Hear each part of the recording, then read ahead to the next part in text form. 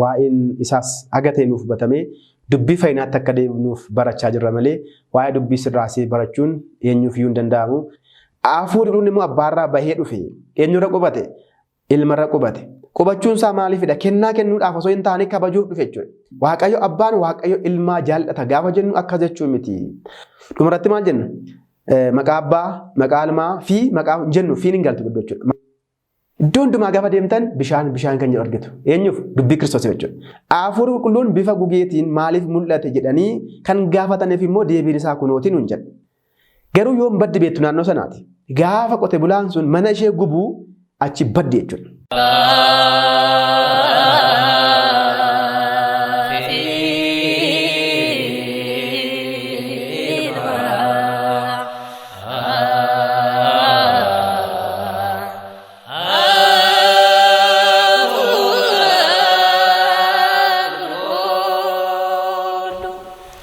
Maqaa abbaa kan ilmaa kan hafuura qulqulluu Waaqayyo tokko ameen. Jaalatamtootaaf kabajamtoota maatiiwwan Waaqayyoon kan jaallattan Waaqayyos baay'isee kan isin jaallatu. Maqaa Waaqayyootiin nagaan isin gaafadhaa. Biyya alaas biyya keessas teessanii sagantaa kana kan hordoftan maatiiwwan Sootoriyaa hundumti keessan akkam jirtu akkamiin yoona kana geessanii ameen. Nageenya Waaqayyoo nuuf baay'atee sa'aatii kana daqiiqaa kana guyyaa kana umurii keenya irratti dabalee Waaqayyo qalbii jirannaaf waan nuuf kenneef galannee fi ulfinni hoqubaan isaaf yaa ta'u.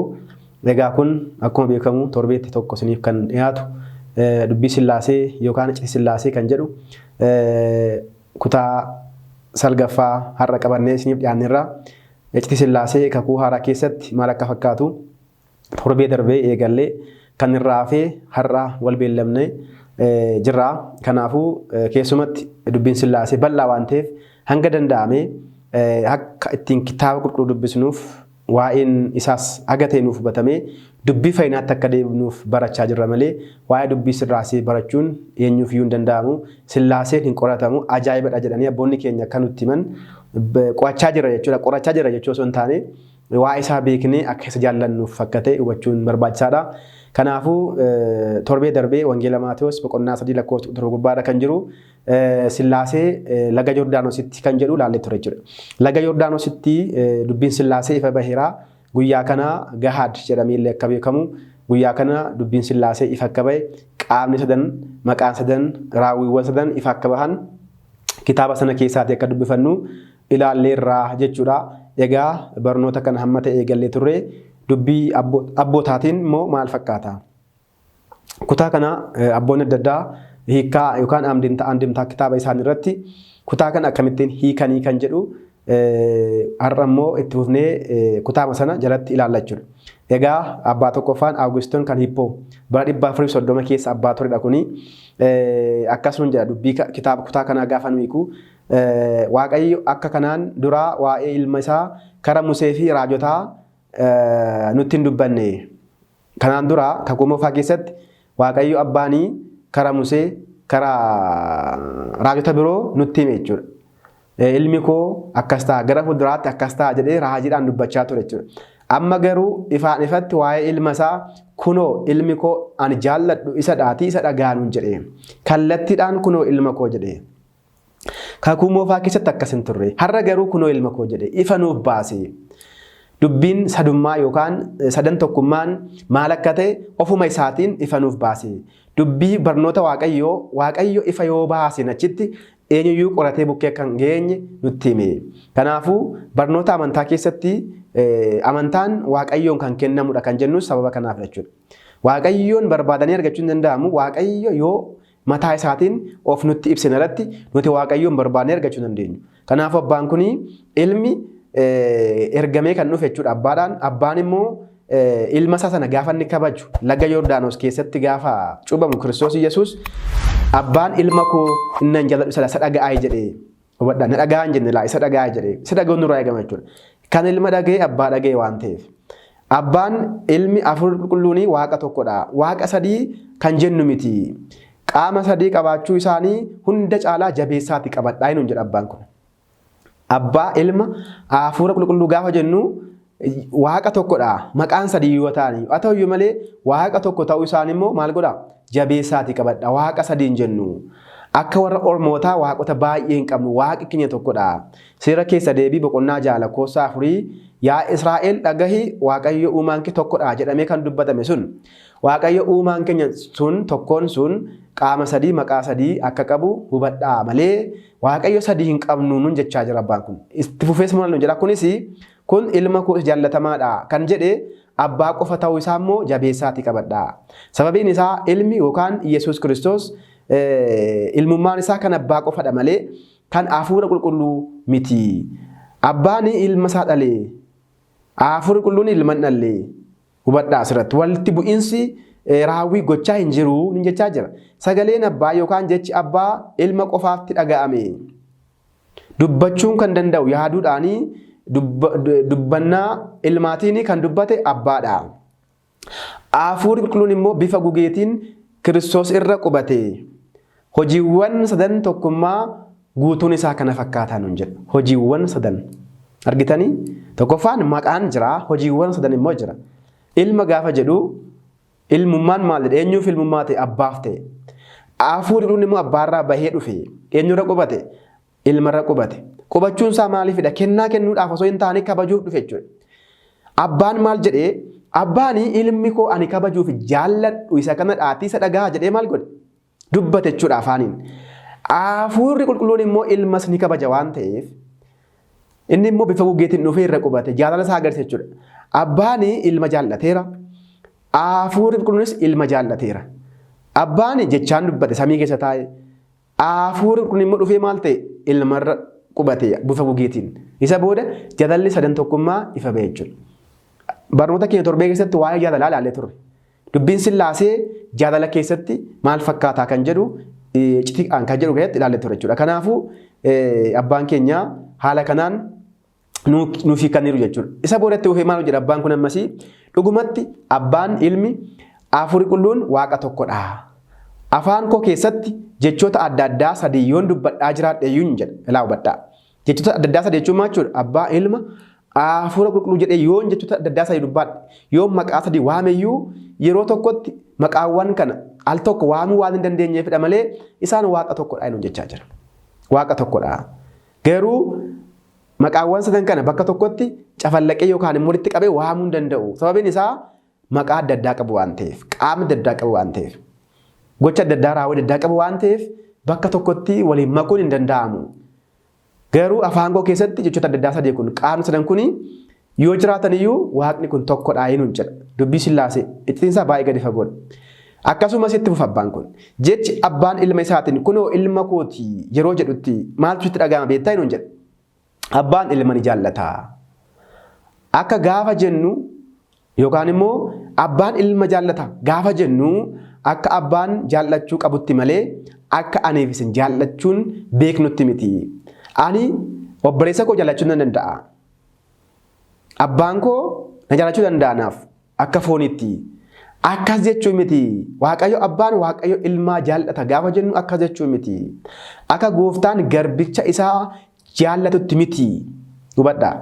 Gooftaa kan jedhamee yaa'u mana tokko keessaa abbaan manaa jira. Tajaajilaan abbaan manaa sanaa immoo jiraachuu danda'a waan ta'eef. Akka kanatti miti. Akka ilma ofiitti malee akka guddifachaatti miti nuun jedha. Guddifachaan jira. Akka ilma ofiitti. Ilma ofiiyyuu gaafa jennu akka Abrahaam Yisihaaqiin jaallatutti immoo miti. Akka Yisihaaq Yaaqoobiin jaallatutti immoo miti. Akka Yaaqoob Yoosefiin jaallatutti immoo miti. Ilmi abbaadhaan jaallatama, abbaan immoo ilma jaallata gaafa jennu akkas miti nuun jedha. Jaalalli isaanii addadha. Jaalalli kun takka turee jibbiinsa kan of keessaa hin qabnedha. Bara baraan jaalaladha. Waaqa cinatti wanti jijjiiramu hin jiru. Abbaan ilma isaa jaallata addunyaa kanarratti. Takka turee garuu jibbuu danda'a, waluluu danda'u. Fakkeenyaaf Daawitiif Abeeseloom lolaa turan. Hubadhaa. Addaamiif Qaayil walolaniiru. Hubadhaa. Sababiin isaa abbaan ilma isaa balleessaa gaafa balleessu jibbuu danda'a, mana isaatti baasee ayiruu danda'a. Yoo hattuu ta'e, yoo saamtuu ta'e, garuu ilmummaa isaa ganuu danda'u. Kan Waaqayyoo akkasitti nu jechaa jira. Abbaan keenya foonii yoo nuti jaallanne qofa nu jaallata. Yoo nuti balleessine nu ari'a jechuudha. Waaqayyo abbaaf waaqayyo ilmaa cinatti kan jiru akkas miti. Afaan yookaan immoo seerluga afaanii ittiin ibsu dhabne afaan keenya hir'uu waan taateefidha inni jechaa jira abbaan kun. Akkasumas abbaan Hilaarii biyya Pooteres jedhamu bara 368 keessa kan ture Hilaariin abbaan jedhamu dubbii Sillaasee kutaa kana wangeela Maatewos boqonnaa 3:7 jiru gaafa hiikoo akkas nuun jedhan immoo ilmi isaa kan amalaati. Dhale gaafa jennu akka Abrahaam Yisihaaqiin dhaletti miti. Ilmummaan ilmaa abbaadhaaf kan amalaati. Yebaahirii kan jennu jechuudha. Nuuf immoo ijoollee isaa akka taanuu fi aangoo nuuf kenne. Kiristoos Iyesuus abbaa keenyadha. Hubadhaa. Waaqayyo abbaanis abbaa keenyadha. Waaqayyo Hafuura Qulqulluus abbaa keenyadha. Abbaa sadii hin qabnu abbaa tokkodha. Waaqa tokko waan qabnuuf jechuudha.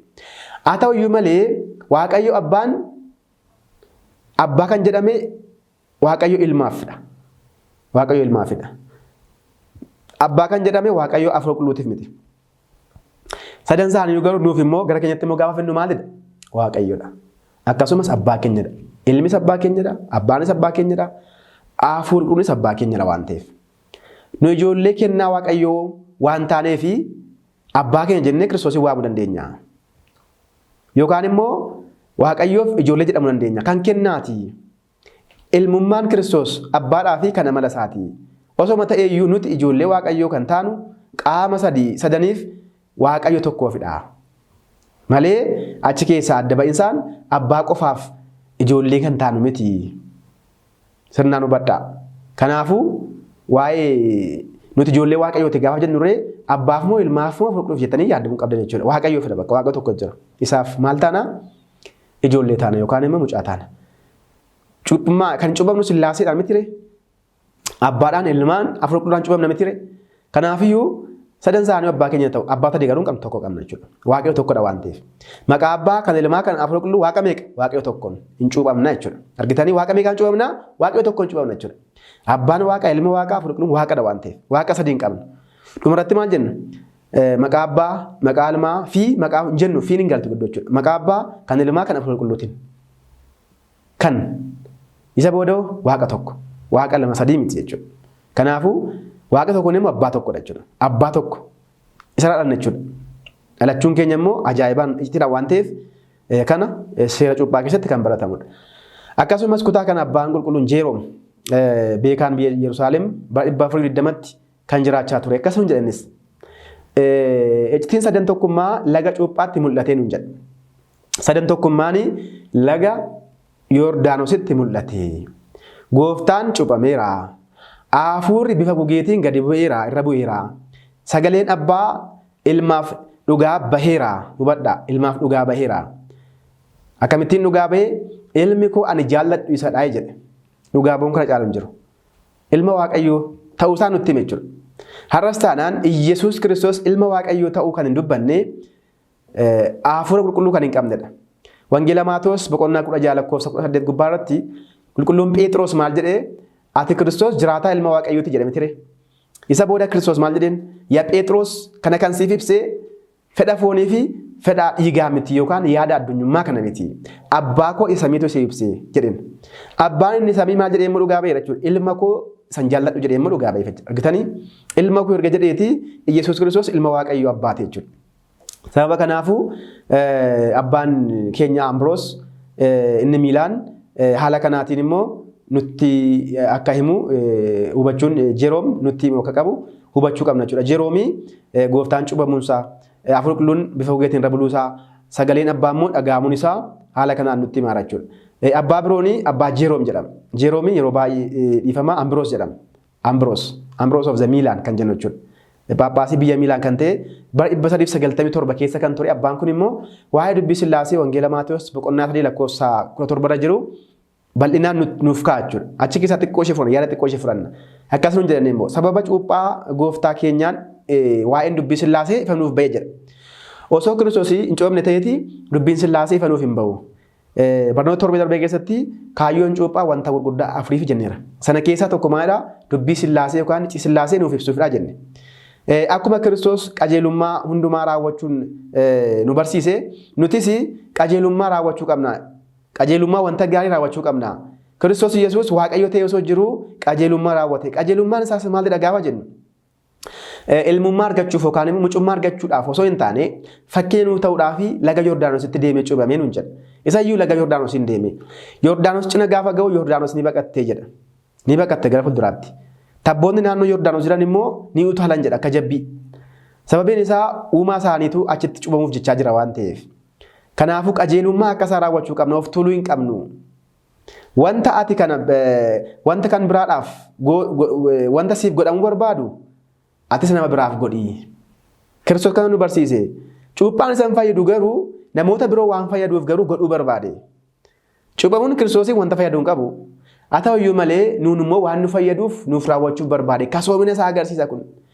Dursitee ofii keetii jalqabuu qabda wanta gaarii. Namoonni biroon hojjechuu kan qaban jalqaba dura buute jechuu qabda. Boos ka jedhamu jira afaan Ingiliffaatiin. Boos jechuun manaajer yookaan immoo bulchaa jechuudha. Bulchaa. Bulchaaf geggeessaan tokko miti. Bulchaa ta'uu hin qabdu geggeessaa ta'uu qabda malee. Kiristoos geggeessaa sirriidha. Hojjeteen hojjechiisa jechuudha. Bulchaanoo haqiitti kana raawwadhu ati akkas godhi jedha ka jedhu miti Kiristoos. Jalqaba maal godhee hin geggeesse dhufee cuuphame jechuudha. Isinis cuuphamaa jechuudhaaf. Hin barsiise isinis barsiisaa jechuudha. Fooniif dhiigaa sana eebbisee maal godhe? Jalqaban fudhate laa isinis fudhadhaa jechuudhaan. Isa booda hin kenneef jechuudha. Argitanii? Ana irraatii baradhaa jedhee kan dubbate Wangeela Maatiyoos boqonnaa 11 lakkoofsa 29 gubbaarratti. Ana irraatii baradhaa kan jedhe sana laga Yordaanosiin deemeetoo maal jedhe? Cuuphameetoo cuuphamaa nuun jedhe. Atis qajeelummaa Kiristoos irraatii barachuu qabdaa nuun jedhe. Maaliif? Wanta gaarii godhamuu qabu jalqaba dursitee gootee namoonni biroon akkasitti aananii godhaniif raawwadhu. Kanaaf Kiristoos dursee kana godhee akka nuti wanta sana raawwannuuf jedha qulqulluun Ambroos. Kanaaf fakkeenya keetiin namoonni badan deebuu danda'u. Namoonni abdii kutan abdii horachuu danda'u. Namoonni kaara jiran immoo ni cimu waan ta'eef wanta gaarii hojjechuudhaaf dudduubatti hin deebiin nuun jedha abbaan kun. Egaa Kiristoos kan erga raawwateeti yeroo baay'ee bishaan irraa hin fagaanne egaa. Kiristoos yeroo baay'ee bishaan irraa hin fagaanne. Atis jireenya kee keessatti nuun jedha abbaan kun. Jeroom bishaan irraa hin fagaatanii. Kiristoos yeroo baay'ee argitan ta'e bidiruudhaan deemaa ture, bishaan irra deemaa ture, lagatti cuuphamee, bishaan cina taa'ee dubartii Saamaraa sana barsiisee, akkasumas bishaan hin coome jedheetu waa'ee bishaanii Niqoodimoosiin barsiisee. Iddoo hundumaa gaafa deemtan bishaan kan jedhu argitu. Eenyuuf? Dubbii Kiristoos jechuudha. Sababiin inni mutu bishaan jireenyaa waan ta'eef argitanii? Bishaan jireenyaa ana dhugaa jedha Kiristoos. Argitanii? Namoonni dheebotan naannoo keessa hin jiru. Akkuma Kiristoos laga Yordaanosiin buhee addunyaa dheebotte kana dheebuu baase. Mucummaa Waaqayyoo argachuudhaaf dheebochaa ture nuti. Boolla Sihool keessa ture jechuudha nuti. Haa ta'uyyuu malee Waaqayyo Gooftaan mucummaa kana nuuf deebisee xalayaa Yordaanos keessa jirtu barbadeesseetoo gara Waaqayyootti nu geesse jechuudha. Nu araarse gara Waaqayyootti. Gara isaatti nu araarse jechuudha. Sababa kanaafuu akka kana godhaa isinis. Egaa Kiristoos yeroo baay'ee bishaan irraa akka hin fagaanne isinis bishaan irraa hin fagaatinaa. Namni tokko illee yeroo ayyaana Waaqayyoo irraa fagaatu bishaan irraa akka fagaatetti hubadhu. Ayyaana Waaqayyoo jechuun bishaan jireenyaadha. Dubbii sagalee Waaqayyoodha. Na qulqullummaadha. Kiristoos bishaan Waaqayyo. Bishaan jireenyaa kan jedhame kun. Namni bishaan jireenyaa Kiristoos irraa fagaatee ayyaana Waaqayyoo irraa fagaateera nuun jedha. Dubbii Waaqayyoo irraa fagaateera waan ta'eef. Mana kiristaanaa irraa fagaateera waan ta'eef. Egaa amma hafuurri bifa gugeetiin gadi bu'eera. Eenyurra? Ilmarra bu'eera. Sababni isaas inni qaama waaqummaa isaatiin hin mul'atu waan ta'eef. Argitanii? Kiristoos Iyesuus iyyuu qaama waaqummaa isaatiin hin mul'anne laa. Waaqummaan fooniin waloomee laga Yordaanositti cuuphamaa yoo jiraate iyyuu bifa gugeetiin immoo hafuurri qulqulluun dhufee yoo bu'e iyyuu bifa gugeetiin bu'e malee waaqummaan hin mul'anne. Sababiin isaa immoo maaliif yoo jettee waaqummaan hin mul'atu nu jeeroo. Argitanii? Hafuurri qulqulluun bifa gugeetiin maaliif mul'ate jedhanii kan gaafataniif immoo deebiin isaa kunooti nuun jedha. Ayyaanni cuuphaa qulqullummaa waan gaafatuufidha. Hubadhaa. Ayyaanni cuuphaa yookaan cuuphamuudhaaf amantaan barbaachisaadha. Qulqullummaan barbaachisaadha nuun jedha. Qulqulloofnee amanneetu cuuphamuu qabna. Wangeela Maarqos boqonnaa 16 lakkoofsa 16 irratti akka katabamee jirutti kan amane kan cuuphames ni fayyaa nuun jedha. Namni hin amanne namni hin cuuphamne fayyuu hin danda'u. Kun immoo qulqullina barbaachisaa. Kanaafiyyuu gugeen qulqulleettiidha. Gugeen qulqulluudha. Gugeen of keessatti yakka hin qabdu. Akkuma beektanii gugeen fakkeenya afur qulqulluutiin fakkeeffamti. Akkasuma jedhee katabameera waan ta'eef. Akka bofaa abshaal akka gugee immoo garraamii taanu jedhee waan ta'eef. Wangeela Maatiyoos boqonnaa 10 lakkoofsa kudha shanii kaas kudha jaarratti argattu kan. Akka gugee garraamidha. Garraamummaan hafuura qulqulluutiif kennameera. Piraaqiliixoos kan jennu jechuudha. Matsinee qulqulleessaa, qabbaneessaa, tasgabbeessaa, garraamii jedhameera hafuura qulqulluun. Bifa gugee qabachuudha. Maqaanti hafuura qulqulluus maalidhaa garraamii nurraan fagaatu laa kennaan hafuura qulqulluu. Cubbuu jechaa oolla. Gaafa cubbuu jennu akkuma cubbuu jennee raawwanneeni waynee jenna. Maaliif akkana raawwadhe jenna laa. Ofitti deebiin argitanii. Maaf akkana raawwadhe maaliif akka sanna beektu. Hafuurri qulqulluun guyyaa 40 irratti fudhanne sun. Guyyaa 80 irratti fudhanne suni nu keessa jira waan ta'eef nu ceephaa jechuudha. Nuti mana qulqullummaa Waaqayyoodha. Isin mana qulqullummaa Waaqayyoo akka taatan hin beektanii nu jedhamtire qulqullichi Phaawulos. Mana qulqullummaa Waaqayyoo waan taaneef hafuurri qulqulluun nu keessa bula waan ta'eef nu jajjabeessa jechuudha. Yaa mucaa koo gara qalbii jirnaa deemi. Cubboo jettee ta'a sirrii miti nu jedha nu gorsa jechuudha. Qulqulluu Phaawulos gara Roomee boqonnaa 8 lakkoofsa 26 akka argee hafuurri qulqulluun waa'ee keessaniif isiniif kadhataa jedha. Kadhatachuun gara cubbuu jijjiiranaatti isin geessaa. Isin kakaasaa. Isin dammaqsaa inni jechaa jira argitanii. Garraamummaan isaa akkas jechuudha. Cubboo jettee ta'ee nu dhiisu. Kayyee mucaa koo jajjabaadhu nu jedha. Garuu gaafa gannu jechuudha. Gaafa gannu hafuurri kun nurraatti addabaa jechuudha. Nurraatti addabaa. Gugee akkuma beektanii amala gugee qo'adhaa. Gugeen mana ijaarratti keessumaatii nyaata baadiyyaa irratti bakka midhaan jiru qotee bulaan midhaan bakka qabutti mana ishee ijaarratti jechuudha midhaan keessatti. Qotee bulaan sun mana ishee diiguu danda'a. Gaafa diiguu deebistee ijaarratti. Ammas hin diiga deebistee ijaarratti.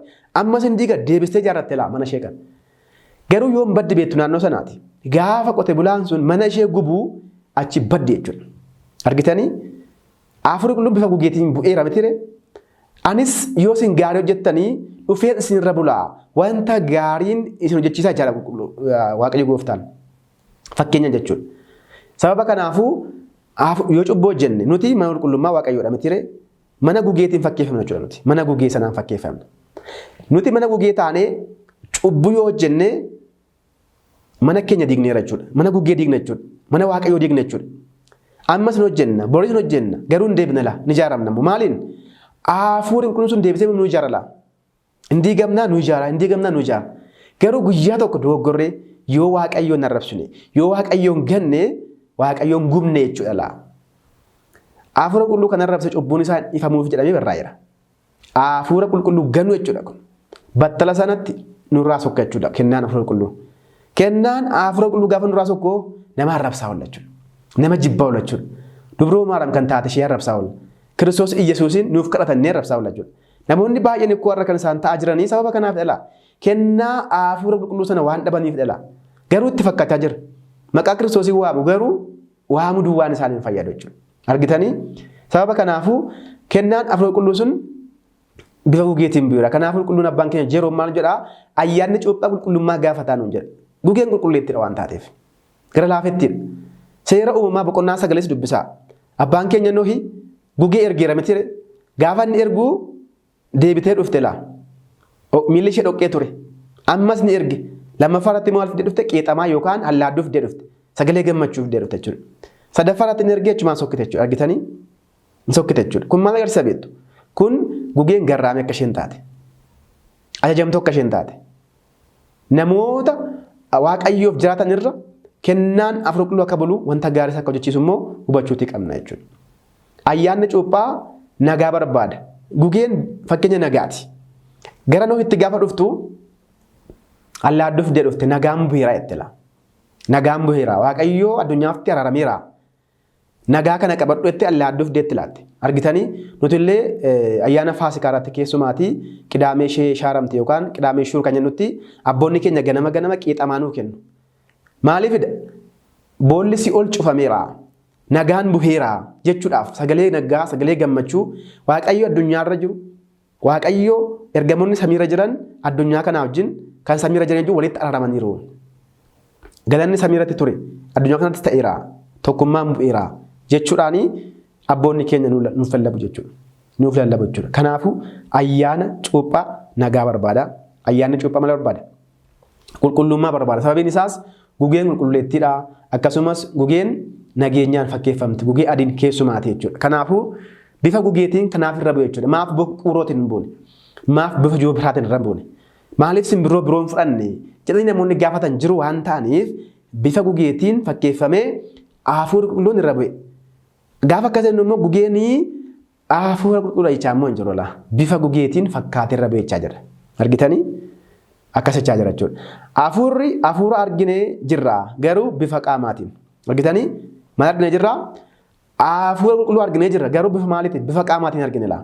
Abbaa isaa garuu arguu hin dandeenye. Maal isaa argine? Sagalee isaa dhageenye.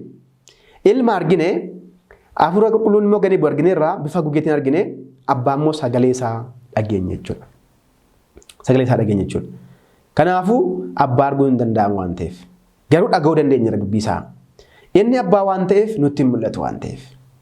Ilmis waaqummaa isaatiin nutti hin mul'atu waan ta'eef. Garuu qaama namaa keessa kan bule yookaan immoo kan wal uume sun isa argaa jirra garuu akka namaatti malee waaqummaan nutti mul'achuu hin danda'u waan ta'eef. Abbaan foon waan hin uffanneef immoo nutti hin mul'anne. Kiristoos garuu waan foon uffateef nutti mul'ate. Akkas jechuun ilmi waan foon uffateef nutti mul'ate malee osoo foon hin uffanne ta'e innis akkuma abbaa nutti mul'atu ture. Ilmi ati ilma kooti jechuun isaa immoo maalidha? Dhugumatti ilma isaa akka ta'e Waaqayyo waaqummaa isaatiin hin mul'atu waan ta'eef ilma keessa akka jiru abbaanis ilmis abbaa keessa akka jiru immoo inni ragaa nuuf ba'e. Waaqayyo tokkodha waan ta'eef nuun jedha abbaan jiroom jechuudha. Inni biroon immoo Atnaatos duukaa bu'aa gooftaa 373 abbaa ture. Innis iccitii Sillaasee irratti dubbii gadi fageenyaan nu barsiiseera jechuudha. Akkasumas jedha. Caafonni qulqullaa'oon maqaa ilmaa jechuudhaan hiikaa lama nuuf kaa'u nuun jedha. Ilma kan jedhu maqaa ilma jedhu kana hiikaa lama nuuf kaa'u. Tokkoffaan ilma kennaa kan jedhamudha. Lammaffaan immoo ilma amalaa kan jedhamudha. Nuti ijoolleen Waaqayyo hundi keenya iyyuu addunyaa irratti maqaa Sillaaseetiin kan cufamne ilma Waaqayyo yookaan ijoollee Waaqayyo jedhamna. Haa ta'u iyyuu malee abbaan samiirra taa'ee ilma koo kanan jaalladhu isa kana dhagaafa nuun jedhu kan keenya wajjin tokko taasistanii ilaalinaa nuun jedhu. Atnaatiyos. Fakkeenyaaf Yisihaaq Abrahaamiif ilmadha. Seera uumamaa boqonnaa 22 irratti gaafa dubbistanii Abrahaam ilma kee jaallattu tokko naaf aarsaa godhu jedhee Waaqayyo gaafateera. Ilmi Abrahaamiif jaallatamaa ta'e eenyudha? Yisihaaq qofa ture. Ilma tokkichi qaba ture. Ilma tokkitti qaba ture. Akka kanas miti. Akka kan keenyaas miti. Garuu ilmummaan Kiristoos abbaa isaatiif addadha. Kiristoos ilma Waaqayyoo kan ta'u amalummaa isaaniiti. Inni qofti dhugumaan ilmummaa kan amalaa kan ta'e kan Waaqayyooti. Kanaaf gama biraatiin akkuma Yisihaaq ilma Abrahaam ta'u akkana abbaanis ilma qaba gaafa jedhu tokko miti walitti sirreessinaa walitti fidinaayi. Walitti dhufu Abrahaamii fi Yisihaaq kan biraadha. Abbaaf ilmi immoo kan biraadha. Kiristoos ilma Waaqayyoo ta'uu isaa amanuutu nurraa eegama malee akkamittiin ilma ta'a? Akkamittiin umuriin waliin caalan jechuun nurraatiin eegamu. Sababiin isaa kun iccitii guddaadha hinuun jedha. Waaqayyo abbaan ilma tokkicha waan qabuuf ilma koos tokkicha jedhee. Sababni isaas ilmi tokko addunyaa kanaaf dabarsee of laateera waan ta'eef. Tikee gaariin tokkodha waan ta'eef. Hoolaa baay'een jiraatan iyyuu hoolaa baay'ee kana ittisuu kan danda'u tikee tokkittidha waan ta'eef. Tikeen tokkichi kun immoo Kiristoos Iyyasuusidha waan ta'eef. Tikee dhugaan immoo isadha waan ta'eef Waaqayyo tikee koodha jedhee faarfataan Daawit akka dubbatee addunyaa kana kan tiksu Waaqayyo tokkodha. Egaa haala kanaanii abboonni keenya iccitii gadi fagoo nu barsiisaniiru jechuudha. Abboonni baay'een dubbataniiru maraachillaa asirratti yeroon keenya baay'ee nu fudhachuu danda'a. Amma danda'ame garuu hanga danda'ame keessaa fudhanneetu dubbachaa jira jechuudha. Inni birooni Qeerloos isa Iskindiriyaa bara 444 kan ture waa'ee abbaa kanaa dubbachuu waan nurraa eegamu jechuudha. Inni immoo akkasuma jedha. Ilmi akkamittiin cubame Hafuurri qulqulluun dhufee irra buleera. Hafuurri qulqulluun kennaa kennuudhaaf dhufe moo maaliif dhufe jedhanii namoonni baay'een ni gaafatu jedha. Akkuma aniif isin kennaa furannu jechuudha. Kennaa hafuura qulqulluu kan furannu jechuudha. Fakkeenyaaf dubroo Maariyaam irra dhufee hafuurri qulqulluun buleera. Phexros irra buleera. Phaawulos irra buleera. Barattoota gooftaa hundumarra buleera jechuudha hafuurri qulqulluun. Akkuma kana dhufee ilmarra bulee nun jedhala. Maaliif dhufee irra bulee? Cubamuun qulqulluun isaa yookaan immoo Kiristoos cubamuun isaa qulqullummaa argachuuf miti. Yookaan immoo mucummaa argachuuf miti. Fakkeenya nuuf ta'uudhaan hin jira Qeerloos. fakkeenya nuuf ta'uufidha. Inni guutummaatti qulqulluudha, xuriis hin qabu. Nama ta'e yoo darbeyyuu osoo cubbuu hin hojjetiin jiraateera jedhee kitaabonni ragaa nuuf ba'aniiru hin jedha. Hafuurri Waaqayyoo abbaa irraa ba'ee kan dhufe irra bulee fi galateeffachuufidha. Abbaan ilma koo jedhee dubbateera waan ta'eef hafuurri qulqulluun immoo maal gochuufidha? Kabajuuf dhufe. Lama ክብር ነው መጣ waaqummaa isaatiin garuu wal qixadha. Qaamummaan sadii akka jiran ibsuuf dhufe. Akka keenya hafuura qulqulluu yookaan immoo kennaa hafuuraa kennaa hojii amantaa nuuf kennuu fi gara keenya dhufe miti.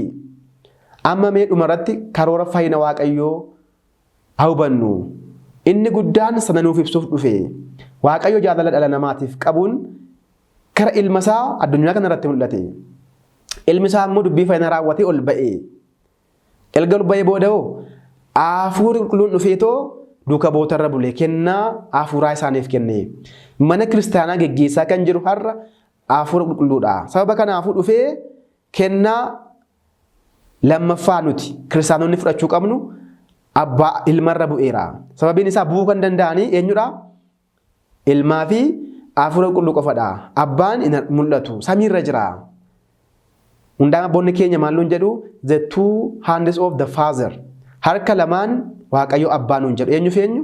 Ilmaa fi hafuura qulqulluu jechuudha. Hafuurri qulqulluun harka abbaati. Akkasumas ilmis harka abbaati. Harka lamaan eenyu? Waaqayyo abbaa. Sababiin isaa Waaqayyo abbaa qaama lama kanaan addunyaa maal godheera jechuudha? Uumeera jechuudha. Uumeera gaafa jennu gargaaranii miti jechuudha. Fakkeenyaaf qaamni kun harka kun uumeeraan jedhaman fakkeenyaaf kun uumeeraan jedhan. Natti jira miti maal? Anatu uume jedhama malee harka koo uumeeraa kun qaama tokkodhaan. Yaa kun qaama biroodhaa kun qaama biroodhaa ani immoo qaama biroo jechuudha. Garuu nama tokkoon jedhama. Akkuma kana ilmi hojii isaa qabaa. Hafuurri qulqulluunis hojii isaa qaba jechuudha. Abbaanis akkuma kana jechuudha. Hafuurri qulqulluun abbaarraatti baheetoo ilmi immoo abbaarraatti dhalateetoo hojii raawwachaa turan. Hojiin abbaaf, hojiin ilmaaf, hojiin hafuura qulqulluu fakkeessoo garuu adda addadha. Kan bakkee gaafa jennu uumuudhaan, bituudhaan, addunyaa kana bulchuudhaan tokkodha. Gargar miti jechuudha. Abbaan abbaadha, ilmi ilmadha, hafuurri qulqulluun hafuura qulqulluudha.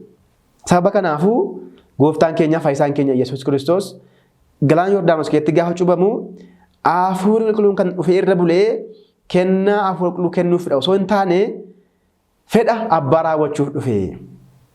Addunyaa kana keessa tureera hafuurri qulqulluun jechuudha. Bishaan irra tureera.